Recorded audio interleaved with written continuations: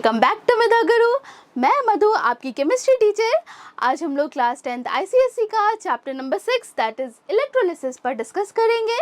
और हाँ स्टूडेंट्स, आज का क्लास बहुत ही इंटरेस्टिंग और इम्पॉर्टेंट है क्योंकि आज के क्लास में हम लोग अपने डेली लाइफ से रिलेटेड टॉपिक को समझेंगे।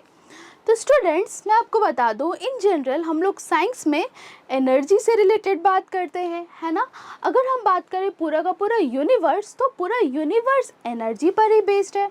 बिना एनर्जी का कोई चीज़ पॉसिबल ही नहीं है, कोई चीज़ काम करेगा ही नहीं। अब इस रूम की ही बात कर लें, इस रूम में बल्ब ऑन है, AC ऑन है, बोर्ड ऑन है, ये काम कर रहा है किस वजह से? क्योंकि इसको एनर्जी मिल रहा है। अब एनर्जी किसी भी फॉर्म में मिल सकता है, हीट के फॉर्म में, लाइट के फॉर्म में, ठीक है, वो अलग बात है, लेकिन एनर्जी मिल रहा है तभी काम कर रहा है। अब हम खुद की बात करते हैं। अगर मैं बोल पा रही हूँ, मैं पढ़ा रही हूँ, लेक्चर दे रही हूँ आपको, तो किस वजह से? क्योंकि मेरे पास एनर्जी है। अगर एनर्जी नहीं रहेगा, अगर मैं 4-5 दिन खाना नहीं खाऊंगी, तो मेरे पास भी एनर्जी नहीं बचेगा, मैं नहीं बोल पाऊंगी, राइट। तो अगर मैं बात करूँ सिर्फ केमिस्ट्री की, तो केमिस्ट्री में हम लोग केमिकल रिएक्शंस की बात करते हैं। तो कुछ ऐसे केमिकल रिएक्शंस होते हैं जो कि खुद से हो जाते हैं, और उन रिएक्शंस को कहते हैं हम स्पॉन्टेनियस रिएक्शन। लेट्स सपोज अगर एसिड और बेस को रिएक्ट करा रहे हैं, दोनों को मिक्स कर रहे हैं, तो आपको पता है सॉल्ट और वाटर फॉर्म होता है, ठीक है।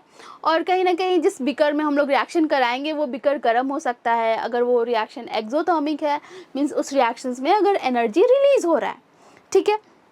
तो कोई भी केमिकल रिएक्शंस जो खुद से होता है उसमें कुछ ना कुछ एनर्जी रिलीज़ होता है। अब वो एनर्जी किसी भी फॉर्म में हो सकता है, हीट के फॉर्म में, लाइट के फॉर्म में। तो अगर हम उस एनर्जी को अगर स्टोर कर ले किसी और फॉर्म में यूज़ करने के लिए, तो इस टाइप के लिए हम लोग को एक सेल की ज़रूरत होती है, और उस सेल को कहते हैं galvanic cell.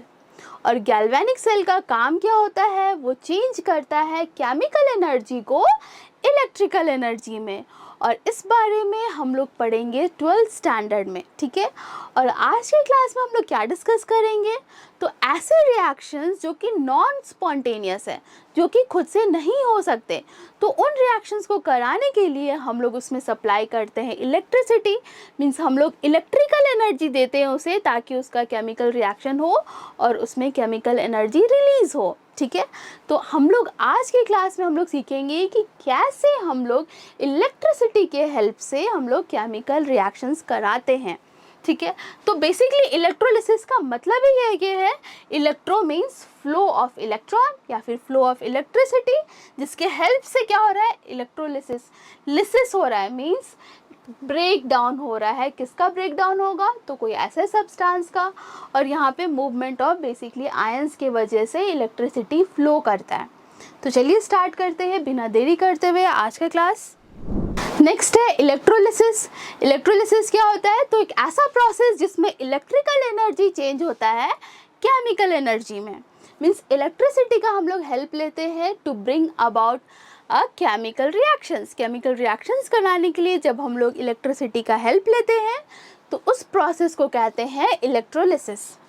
Electrolysis is a process in which electric current is used to bring about chemical reaction, ठीक है। या फिर हम कह सकते हैं इलेक्ट्रोलिसिस क्या होता है? It is a chemical decomposition, chemical decomposition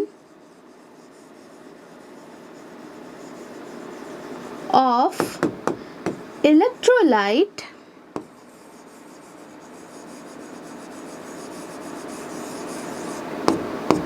by using direct current। यहाँ पे हम लोग डायरेक्ट करंट का यूज़ करते हैं, AC करंट का यूज़ नहीं करते, ठीक है।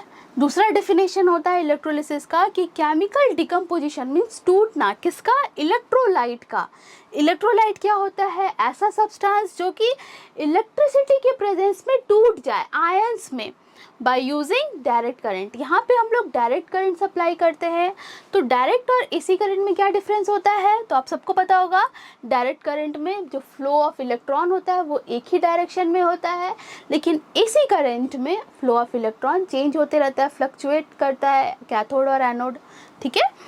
तो अब हम लोग आते हैं इलेक्ट्रोलिसिस कराने के लिए हमें ज़रूरत होती है इलेक्ट्रोलिटिक सेल की।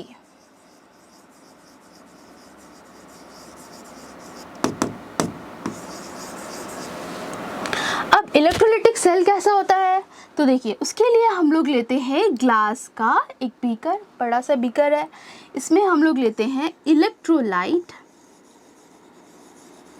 इलेक्ट्रोलाइट क्या होता है, ऐसा सब्सटेंस जो कि ब्रेक कर जाए इलेक्ट्रिसिटी के प्रेजेंस में, ठीक है। उसके बाद हम लोग यहाँ पे 2 इलेक्ट्रोड लेते हैं।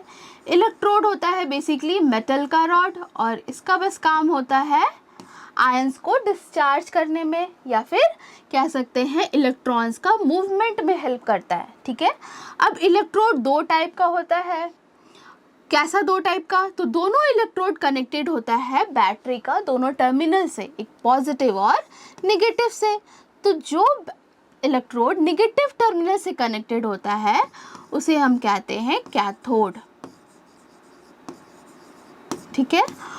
और जो इलेक्ट्रोड पॉजिटिव टर्मिनल से कनेक्टेड होता है उसे हम कहते हैं एनोड, ठीक है। ये बस नाम है, कैथोड और एनोड।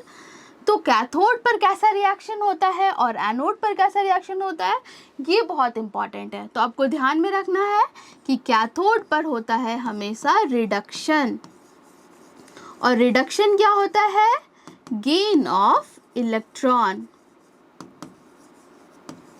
ठीक है। और एनोड पर क्या होता है, एनोड पर होता है ऑक्सीडेशन, और ऑक्सीडेशन क्या होता है, लॉस ऑफ इलेक्ट्रॉन। तो देखिए पॉजिटिव टर्मिनल वाला जो बैटरी है ना, ये क्या काम करेगा, ये यहाँ पे जो इलेक्ट्रॉन इसको मिलेगा, इस इलेक्ट्रॉन को ये पुल करेगा और इधर ये रिलीज करेगा उसी इलेक्ट्रॉन को, ठीक है। तो इलेक्ट्रोड का क्या काम है, इलेक्ट्रॉन का माइग्रेशन में हेल्प करता है, और इलेक्ट्रोलाइट्स डिसोसिएट करेगा आयंस में, और यहाँ पे जो भी आयंस बनेगा, तो आयंस एक पॉजिटिव आयन बनेगा और कोई निगेटिव आयन बनेगा। अब पॉजिटिव आयन किधर मूव करेगा, ऑब्वियसली कैथोड की तरफ, क्योंकि कैथोड कैसा है, निगेटिवली चार्ज्ड है, तो अपोजिट चार्ज तो अट्रैक्ट करता है ना, तो पॉजिटिव वाला आयंस इधर कैथोड की तरफ मूव करेगा और ये डिस्चार्ज होगा इलेक्ट्रोड पर, और निगेटिव वाला जो आयंस है वो मूव करेगा कैथोड के पास, क्योंकि कैथोड कैसा है, पॉजिटिवली चार्ज्ड है, और ये निगेटिव आयंस यहाँ पे डिस्चार्ज होगा, और फिर रिएक्शन होगा, कैथोड पर होगा रिडक्शन और एनोड पर होगा ऑक्सीडेशन, ठीक है। आई होप आपको समझ में आ गया होगा कि हम लोग क्या करने वाले हैं आज की क्लास में। अब नेक्स्ट, तो अब देखते हैं कंडक्टर क्या होता है। तो कंडक्टर ऐसा सब्सटेंस है जो कि अपने थ्रू इलेक्ट्रिसिटी को पास करने देता है, ठीक है। तो आप सब अवेयर होंगे, कॉपर वायर जो कि हम लोग घर में यूज़ करते हैं, तो उसमें क्या होता है, फ्लो ऑफ इलेक्ट्रॉन्स होता है, जिसकी वजह से इलेक्ट्रिसिटी जनरेट होता है। तो कंडक्टर्स बेसिकली 2 टाइप का होता है। पहला होता है मेटालिक कंडक्टर, जो कि हम शुरू से पढ़ते आ रहे हैं, और दूसरा होता है electrolytic conductor. Means metallic conductor में फ्लो ऑफ इलेक्ट्रॉन्स के वजह से इलेक्ट्रिसिटी जनरेट होता है, आप सबको पता है। लेकिन इलेक्ट्रोलिटिक कंडक्टर में यहाँ पे हम लोग इलेक्ट्रोलाइट लेते हैं, फिर इलेक्ट्रोलाइट आयंस में डिसोसिएट करता है, और वही आयंस का मूवमेंट की वजह से अगर इलेक्ट्रिसिटी जनरेट हो रहा है तो उसे कहते हैं इलेक्ट्रोलिटिक कंडक्टर, ठीक है। तो आइए हम लोग डिफरेंस देख लेते हैं दोनों में। तो दोनों तो इलेक्ट्रिसिटी को कंडक्ट करेगा, लेकिन यहाँ पे क्या होता है, metallic conductor conduct electricity due to movement of electrons, यहाँ पे इलेक्ट्रॉन्स का मूवमेंट होता है, लेकिन इलेक्ट्रोलिटिक कंडक्टर में मूवमेंट होता है आयंस का, ठीक है। अब मेटालिक कंडक्टर का आपको पता है कि यहाँ पे या तो वो सॉलिड फॉर्म में रहता है या तो लिक्विड फॉर्म में रहता है, तब इलेक्ट्रिसिटी जनरेट करेगा।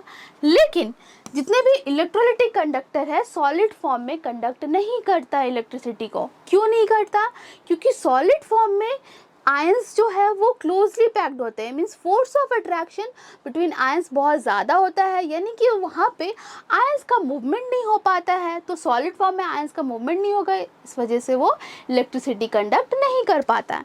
लेकिन अगर हम उसका मॉल्टेन फॉर्म ले, यानी कि उसे हीट करके पिघला दें, तब आयंस दूर हो जाएगा, या फिर उसका एक्वस सॉल्यूशन ले, मीन्स उसको अगर पानी में डिसॉल्व कर दे, तो पानी में भी डिसॉल्व करेंगे तो वाटर क्या करेगा, उन दोनों के बीच फोर्स को कम कर देगा, वीकेंस कर देगा फोर्स को, तब यहाँ पे आयंस मूव करने लगेगा। ठीक है, तो इलेक्ट्रोलाइटिक कंडक्टर गुड कंडक्टर तभी होता है जब या तो हम उसका एक्वा सॉल्यूशन लें या फिर उसका मोल्टन फॉर्म लें।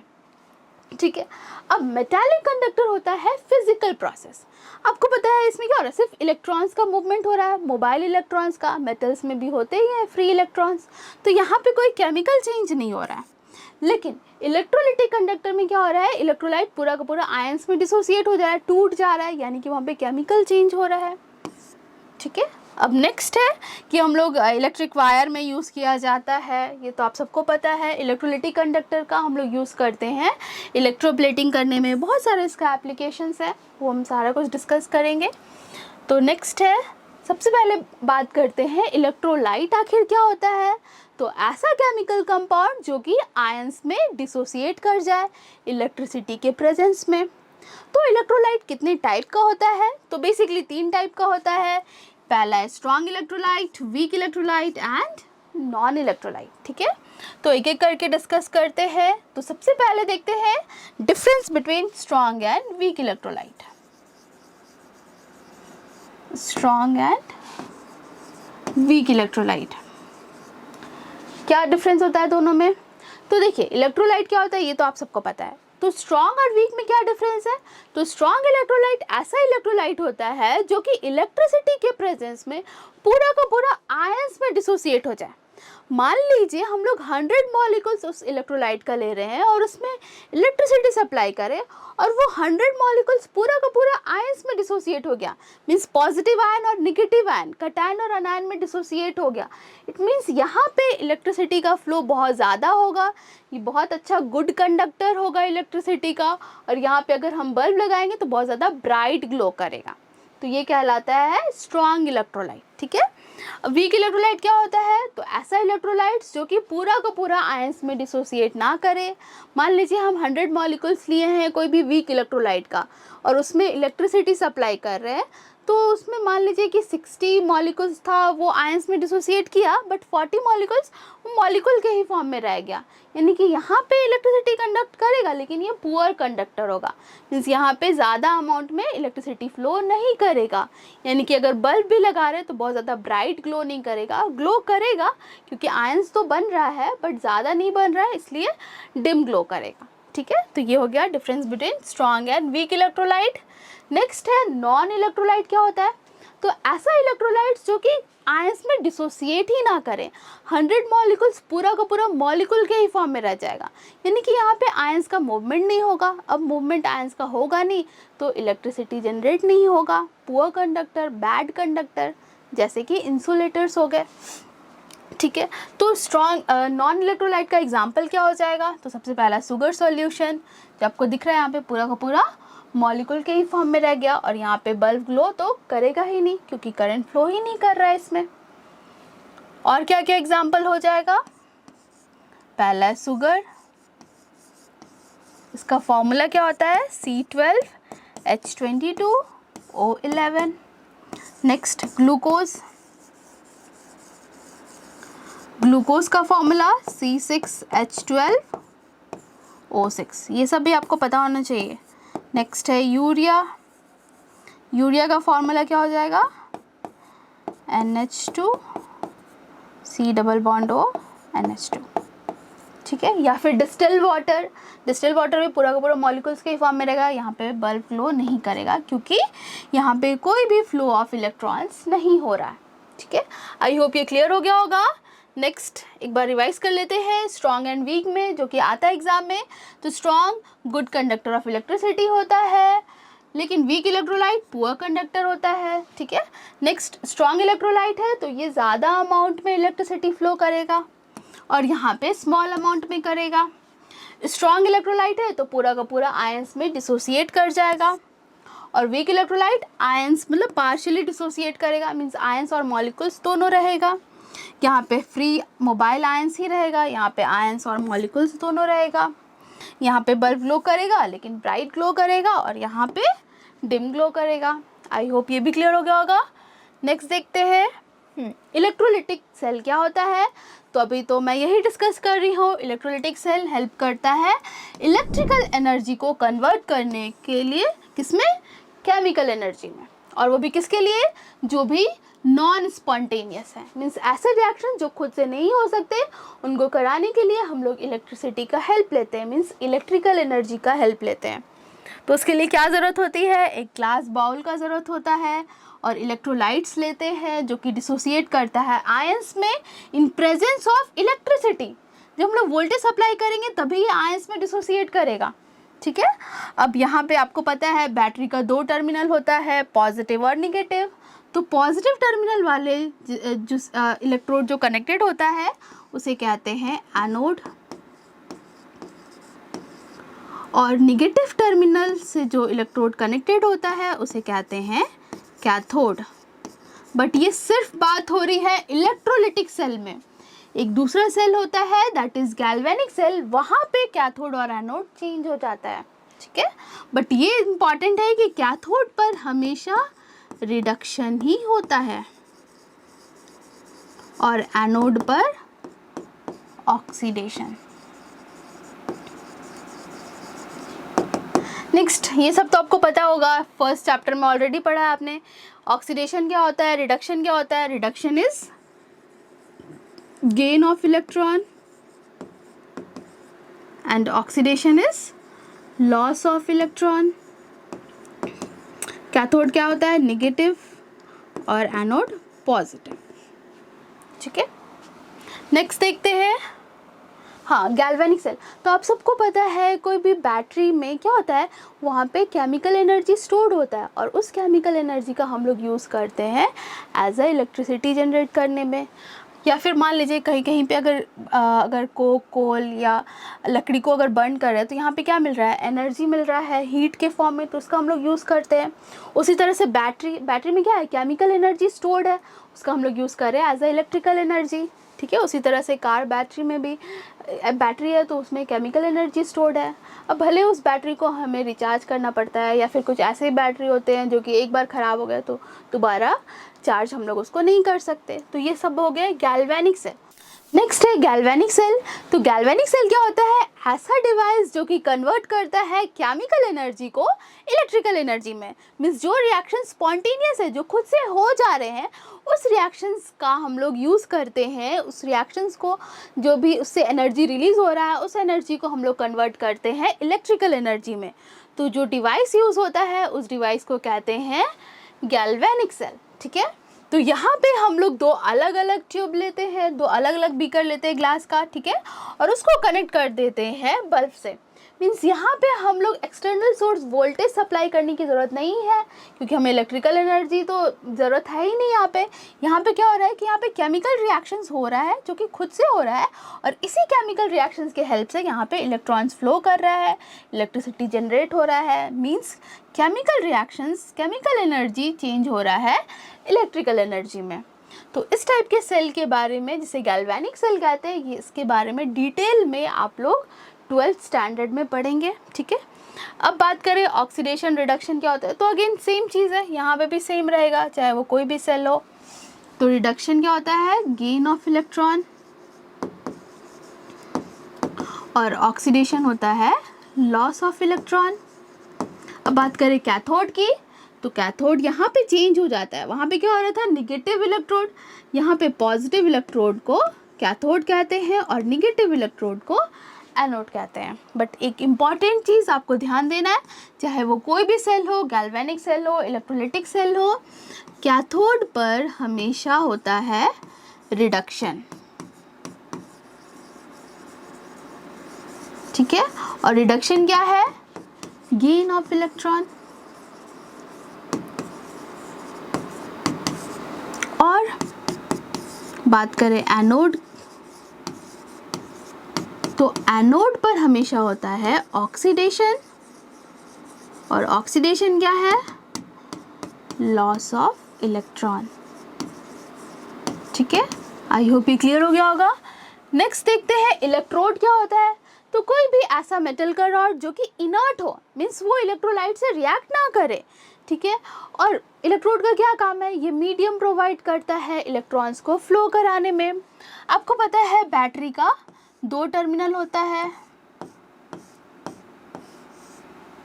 और ये कनेक्टेड होता है इलेक्ट्रोड से, ठीक है।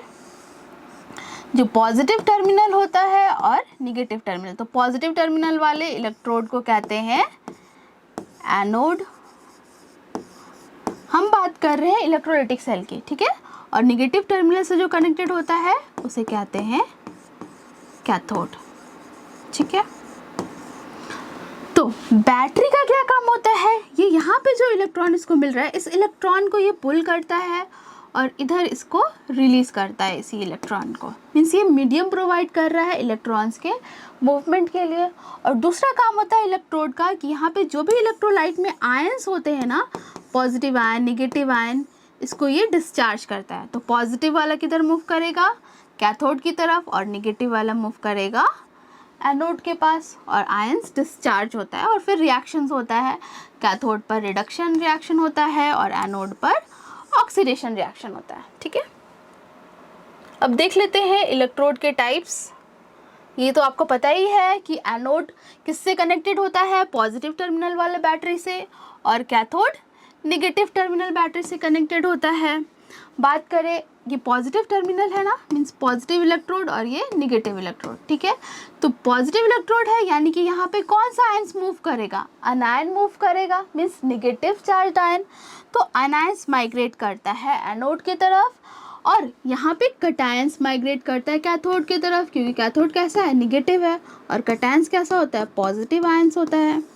तो आपको पता है negative positive attract each other, opposite charge. और एनोड पर ऑक्सीडेशन होता है और कैथोड पर रिडक्शन होता है। नेक्स्ट, आयंस, तो चार्ज पार्टिकल्स को आयंस कहते हैं। आयंस 2 टाइप का होता है, कटायन और अनायन।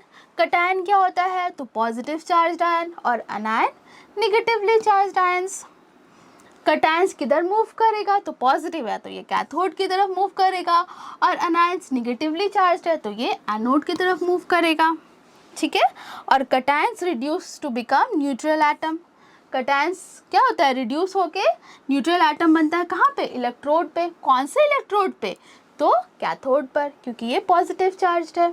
अब नेगेटिव चार्ज ऑक्सीडाइज्ड होता है।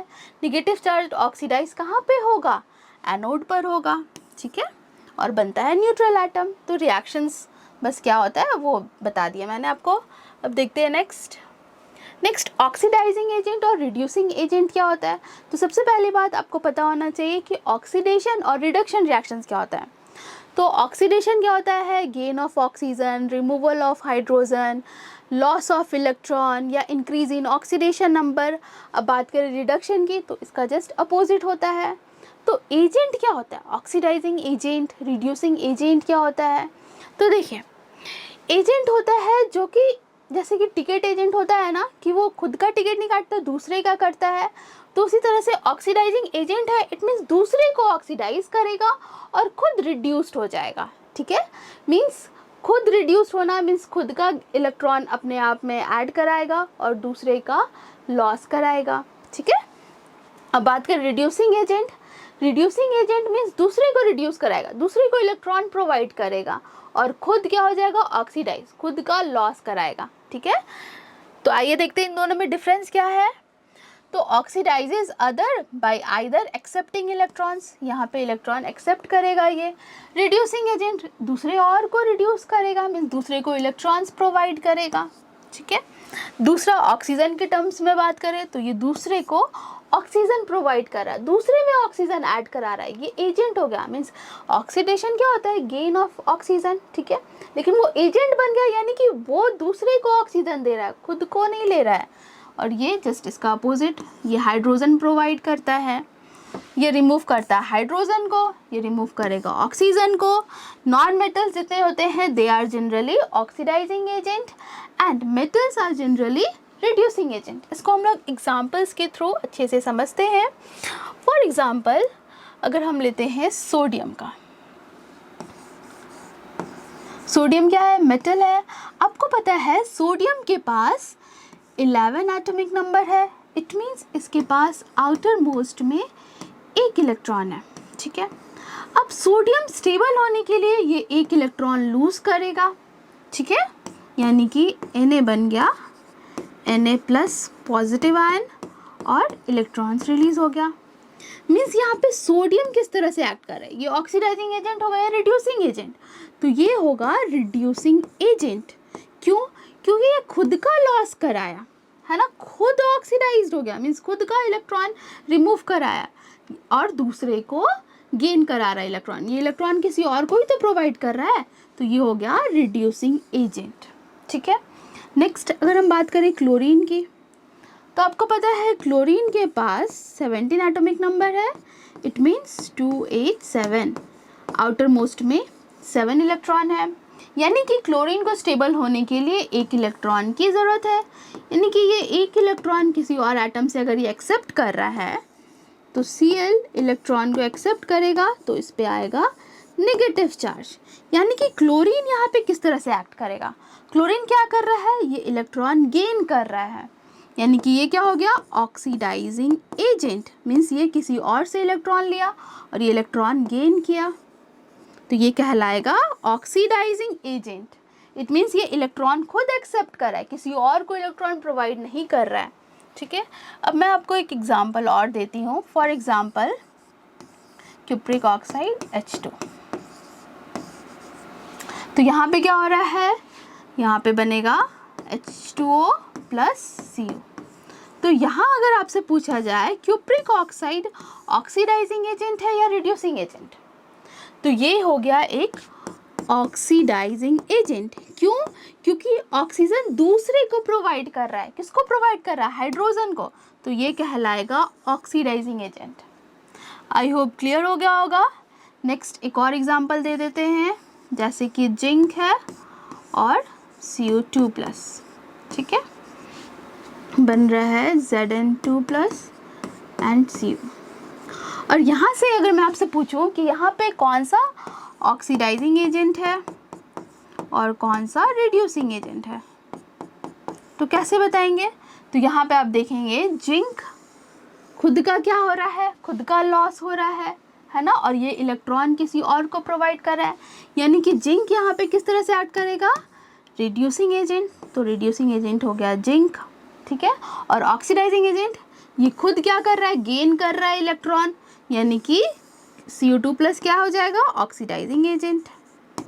और एक और चीज़ आपको ध्यान देना है कि ऑक्सीडाइजिंग एजेंट और रिड्यूसिंग एजेंट हम लोग रिएक्टेंट साइड देख के बताते हैं, ठीक है। आई होप ये क्लियर हो गया होगा। नेक्स्ट आयोनाइजेशन एंड डिसोसिएशन क्या होता है, तो देखिए जो भी इलेक्ट्रोलाइट्स ऑलरेडी आयंस के फॉर्म में है, मीन्स जो भी आयनिक कंपाउंड है, तो उसका होता है डिसोसिएशन। फॉर एग्जांपल अगर मैं बात करूँ NaCl की, तो सॉलिड फॉर्म में इन दोनों के बीच फोर्स ऑफ अट्रैक्शन बहुत ज़्यादा होता है, ठीक है। तो हम लोग जब इसको मेल्ट करते हैं, इसको हीट देते हैं, तब आयंस दूर दूर हो जाएगा, या फिर इसमें अगर हम लोग वाटर में अगर इसको डिज़ोल्व कर देते हैं तो वाटर वीकेंस कर देता है इन दोनों के फोर्स ऑफ अट्रैक्शन को। कैसे?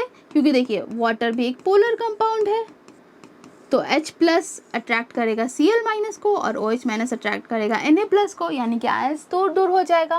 मीन्स जो चीज़ आयंस के फॉर्म में ऑलरेडी प्रेजेंस है तो वाटर के प्रेजेंस में दूर हो जाएगा, तो उनका सेपरेशन हो रहा है पानी के वजह से या फिर हीट के वजह से, तो ये कहलाता है डिसोसिएशन। मीन्स जो भी आयनिक कंपाउंड है उनका होता है डिसोसिएशन। और जो भी पोलर कंपाउंड है, polar covalent compound, for example HCl, जो कि आयंस के फॉर्म में नहीं है पहले से, ठीक है, यहाँ पे कोवेलेंट बॉन्ड है, तो यहाँ पे जब हम लोग वाटर डालते हैं तो इसका होता है आयोनाइजेशन, मीन्स ये आयंस के फॉर्म में बन जाते हैं। ये पोलर है, यानी कि पानी अगर इसमें डालेंगे तो H+ अगेन Cl- को अट्रैक्ट करेगा और OH- H+ को, यानी कि अब ये आयंस में टूट जाएंगे, ठीक है। तो जितने भी पोलर कोवेलेंट कंपाउंड होते हैं, पोलर कोवेलेंट कंपाउंड, उनका होता है आयोनाइजेशन, ठीक है। आई होप ये क्लियर हो गया होगा। देख लेते हैं formation of charged ion from non ionic molecules, जितने भी नॉन आयनिक मॉलिक्यूल्स है उससे चार्ज बन रहा है उसका आयोनाइजेशन होता है। और यहाँ पे separation of ions which are already present in ions, ठीक है। एग्जाम्पल HCl हो गया, इसका KCl, तो इसमें पानी डालेंगे तो K प्लस Cl माइनस अलग अलग हो जाएगा, बट ये ऑलरेडी तो आयंस के फॉर्म में था, ठीक है। तो आज का क्लास यहीं ख़त्म करते हैं। आई होप आप सबको अच्छे से समझ में आया होगा। स्टूडेंट्स, आज की क्लास में हमने डिस्कस किया कि इलेक्ट्रोलिसिस होता क्या है, इलेक्ट्रोलाइट्स क्या होते हैं, कितने टाइप्स के इलेक्ट्रोलाइट्स होते हैं। तो इन जनरल हमने बेसिक डिस्कस कर लिया आज की क्लास में कि गैल्वेनिक सेल और इलेक्ट्रोलाइटिक सेल में क्या डिफरेंस होता है। तो नेक्स्ट क्लास हम लोग देखेंगे एग्जाम्पल्स ऑफ इलेक्ट्रोलिसिस, और इसके साथ साथ देखेंगे कि इलेक्ट्रोलिसिस का क्या एप्लीकेशंस है, जो कि बहुत ही इंपॉर्टेंट है एग्ज़ाम पॉइंट ऑफ व्यू से। तो आज का क्लास यहीं ख़त्म करते हैं। और हाँ स्टूडेंट्स, अगर अभी तक आपने मिधा गुरु को लाइक, शेयर और सब्सक्राइब नहीं किया है तो अभी लाइक करें, सब्सक्राइब करें और बेल आइकन को हिट करना बिल्कुल भी ना भूलें। तो मिलते हैं अगले वीडियो में, तब तक के लिए बाय बाय।